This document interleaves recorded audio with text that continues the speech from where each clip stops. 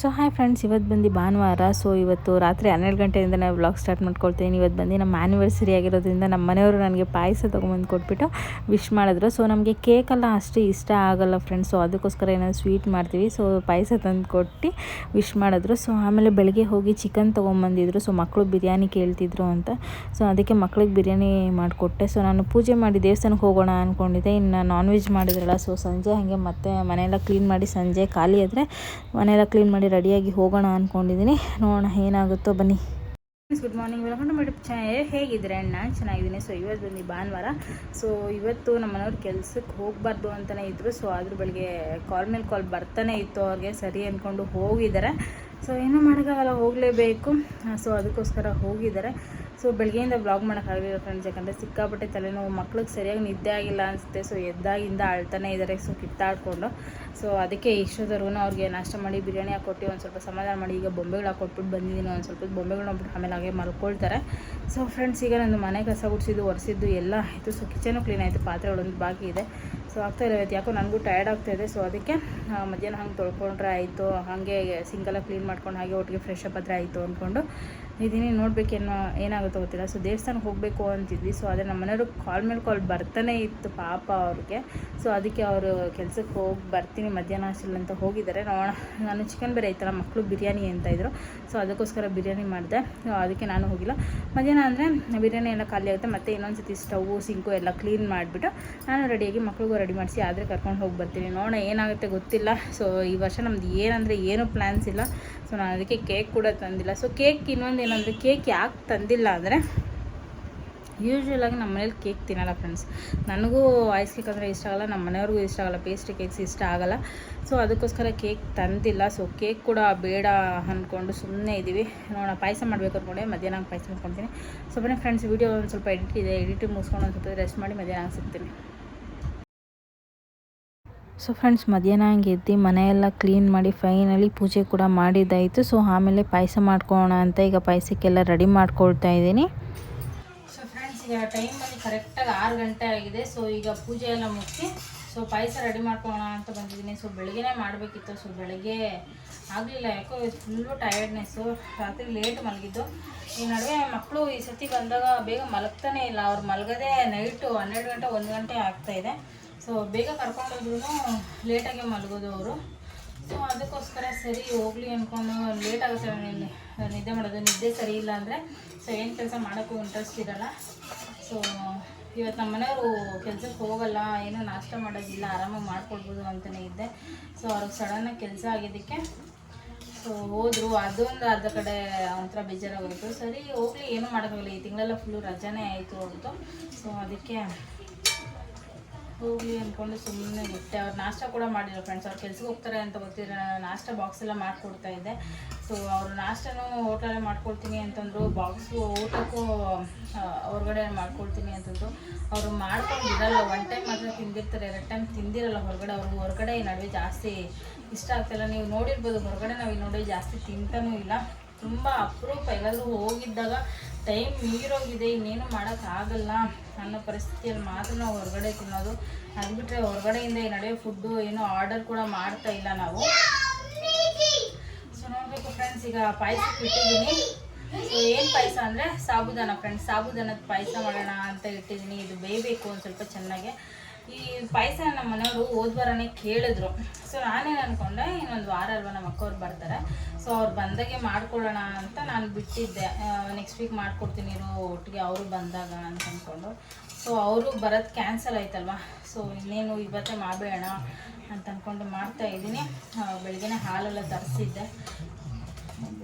ಈಗ ಪಾಯಸ ಮಾಡಿಬಿಟ್ಟು ಹಾಗೆ ಅಡುಗೆ ಮಾಡಿಬಿಡ್ತೀನಿ ಫ್ರೆಂಡ್ಸ್. ಸೊಪ್ಪಿದೆ, ಸೊಪ್ಪು ಸಾರು ಮಾಡಿಬಿಡ್ತೀನಿ. ಸೊಪ್ಪು ವೇಸ್ಟ್ ಆಗುತ್ತೆ. ಸೊ ಆಲ್ರೆಡಿ 3-4 ದಿನ ಏನೋ ಆಗೋಯಿತು. ಸೊ ಮಕ್ಕಳಿಗೆ ಕೇಳಿದೆ ಏನು ಬೇಕು ಅಂತ. ಅವರು ಸೊಪ್ಪು ಸಾರೇ ಅಂತಂದರು. ನೋಡಿ ಸೌಜ್, ರಾತ್ರಿ ಊಟ ಏನು ಬೇಕು? ಸೊಪ್ಪು ಸಾರು ಬೇಕಾ, ಉಪ್ಪು ಸಾರು ಬೇಕಾ? ಉಪ್ಪು ಸಾರು ಬೇಕಾ? ಒಂದೊಂದ್ಸತಿ ಒಂದೊಂದು ಹೇಳ್ತಾಳೆ ಫ್ರೆಂಡ್ಸ್. ಇವಳು ನಂಬಕ್ಕೆ ಆಗಲ್ಲ ನಮ್ಮ ಸೌಜಿನಂತೂ. ಯಾಕಂದರೆ ಒಂದು ಅಡುಗೆ ಕೇಳ್ಬಿಟ್ಟು ಮಾಡಿಸ್ತಾಳೆ, ಅದು ಹಾಕ್ಕೊಟ್ರೆ ತಿನ್ನೋದೇ ಇಲ್ಲ. ಸೊ ಆಮೇಲೆ ಇನ್ನೊಂದು ಅಡುಗೆ ಮಾಡಬೇಕು. ದೇವರೇ, ನನಗೆ ದಿನಕ್ಕೆ 3 ಅಡುಗೆ ನಮ್ಮ ಮನೆಯವ್ರದ್ದೇ ತಲೆನೋವು. ಅಂದರೆ ಸೌಜದು ಮಾಡಿಸಿ ಮತ್ತು ಅದನ್ನು ತಿನ್ನೋದಿಲ್ಲ. ಎಕ್ಸ್ಟ್ರಾ ಅಡುಗೆಗಳು ಸೌಜದು.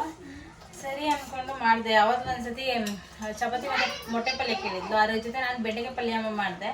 ಸೊ ಅದು ಮಾಡಿದಾದ್ಮೇಲೆ ಮತ್ತೆ ನಮ್ಮ ಅತ್ತೆಗೆ ಫೋನ್ ಮಾಡಿದ್ರು. ಅವತ್ತು ಮಾಡಿದ್ದಾಗ ನಮ್ಮ ಅತ್ತೆ ಅದು ಟೊಮೆಟೊ ಗೊಜ್ಜು ಅಂತ ಮಾತಾಡ್ತಾಯಿದ್ಲು. ಅವಾಗ ಹಂಗೆ ಮೈಂಡ್ ಚೇಂಜ್ ಆಗೋಯ್ತು. ಚೇಂಜ್ ಆಗಿಬಿಟ್ಟು ಸೊ ನನಗೂ ಮೊಟ್ಟೆ ಪಲ್ಯ ಬೇಡ, ಟೊಮೆಟೊ ಗೊಜ್ಜೆ ಬೇಕು ಅಂದ್ಬಿಟ್ಟು ಸೊ ಟೊಮೆಟೊ ಗೊಜ್ಜು ಮಾಡಿಕೊಟ್ಟಿದ್ದೆ. ಸೊ ಅದಾದಮೇಲೆ ಹೀರೆಕಾಯಿ ಬಜ್ಜಿಗೂ ಒಂದ್ಸತಿ ಹಂಗೆ ಮಾಡಿದ್ಲು.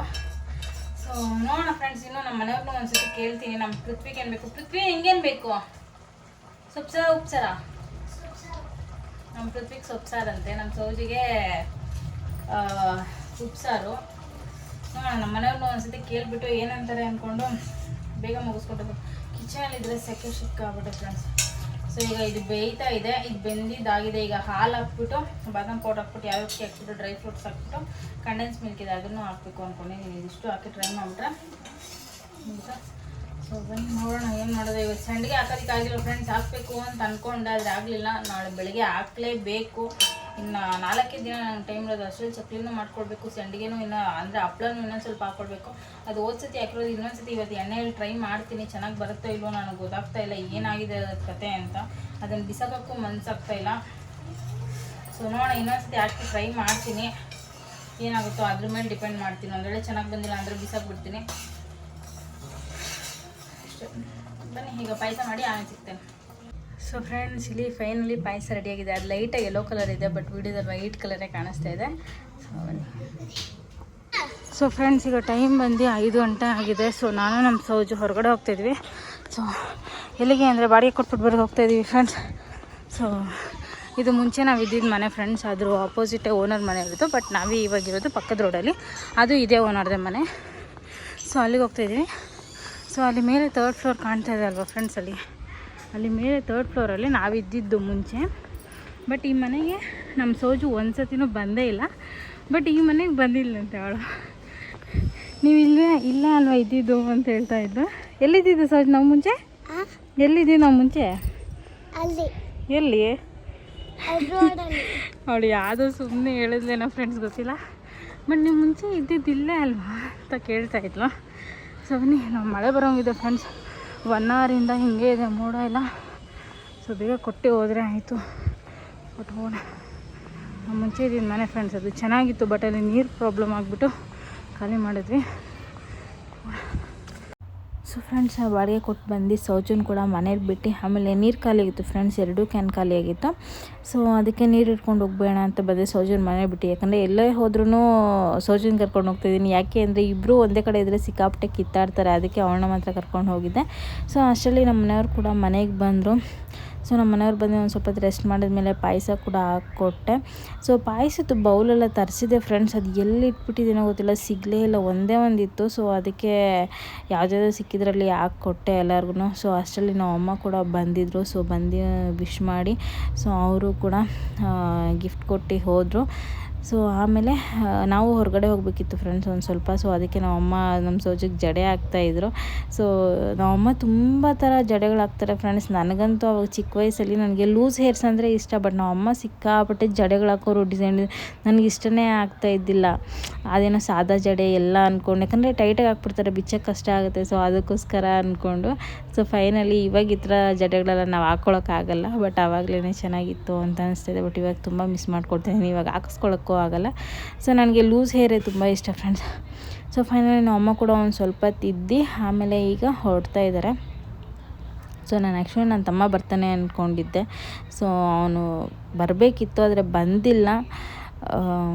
ಸರಿ ಅಂದ್ಕೊಂಡು ನಮ್ಮ ಮನೆಯವರೇ ನಮ್ಮ ಅಮ್ಮನ ಬಿಟ್ಟು ಬರೋದಕ್ಕೆ ಹೋಗ್ತಿದ್ದಾರೆ. ಅವರು ಬಿಟ್ಟು ಬರೋಷ್ಟರಲ್ಲಿ ನಾನು ರೆಡಿಯಾಗಿಬಿಡ್ಬೇಕು. ಮಕ್ಕಳಿಗೆಲ್ಲ ರೆಡಿ ಮಾಡಿದ್ದೀನಿ. ಸೊ ಅವರು ಕೂಡ ಫೈನಲಿ ಬಿಟ್ಟು ಬಂದರು. ಈಗ ನಾವು ಕೂಡ ಎಲ್ಲ ಲಾಕ್ ಮಾಡಿಕೊಂಡು ಹೊರಡ್ತಾಯಿದ್ದೀವಿ. ಸೊ ಎಲ್ಲಿಗೆ ಅಂದರೆ ನಾವು ಫೋರಮಲ್ಲಿ ಹೋಗ್ತಾಯಿದ್ದೀವಿ ಫ್ರೆಂಡ್ಸ್.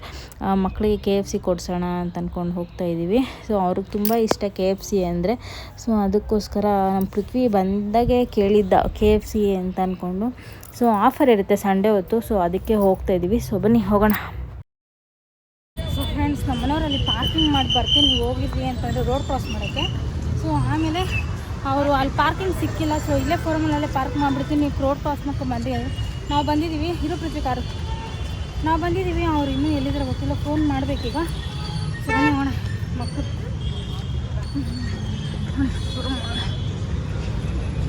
ನಮ್ಮ ಮನೆಯವರು ಆಲ್ರೆಡಿ ಮೇಲೆ ಹೋಗಿಬಿಟ್ಟಿದ್ದಾರೆ. ಸೊ 3rd ಫ್ಲೋರ್ಗೆ ನಾವು ಇನ್ನೂ ಹೊರಗಡೆನೇ ಫೋಟೋಸ್ ಎಲ್ಲ ತಕ್ಕೊಂಡಿದ್ದೀವಿ. ಸೊ ಫೈನಲಿ ನಾವು ಮೇಲೆ ಹೋಗಿ ರೀಚ್ ಆಗಿ ಆಮೇಲೆ KFC ಎಲ್ಲ ಆರ್ಡರ್ ಮಾಡ್ತಿದ್ವಿ. ಸೊ ಸಂಡೇ ಹೊತ್ತು ಡಬಲ್ ಡೀಲ್ ಇರುತ್ತೆ friends, by one get one offer ಇರುತ್ತೆ. ಸೊ ಅದಕ್ಕೋಸ್ಕರ ಅವತ್ತೇ ಹೋಗಿದ್ವಿ.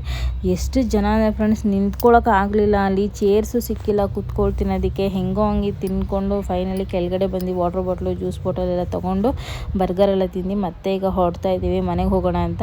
ಸೊ ನನಗೆ ಗೊತ್ತಿದ್ದಿಲ್ಲ ಹೊರಗಡೆ ಹೋಗ್ತೀವಿ ಅಂತ ಅಂದ್ಕೊಂಡು. ಸೊ ಗೊತ್ತಿದ್ದರೆ ನಾನು ಅಡುಗೆ ಎಲ್ಲ ಮಾಡಿ ಇಟ್ಬಿಡ್ತಿದ್ದೆ ಮನೆಯಲ್ಲಿ. ಸೊ ಈಗ ಹೋಗಿ ಅಡುಗೆ ಮಾಡಬೇಕು. ಆಲ್ರೆಡಿ ಟೈಮ್ ಬಂದು 9:45 ಆಗೋಗಿದೆ.